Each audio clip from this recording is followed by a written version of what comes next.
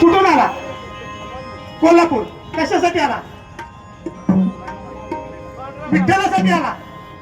देवा विठ्ठलासाठी आला, बरोबर आहे. जे जे विठ्ठलासाठी आले त्यांनी हात वर करा.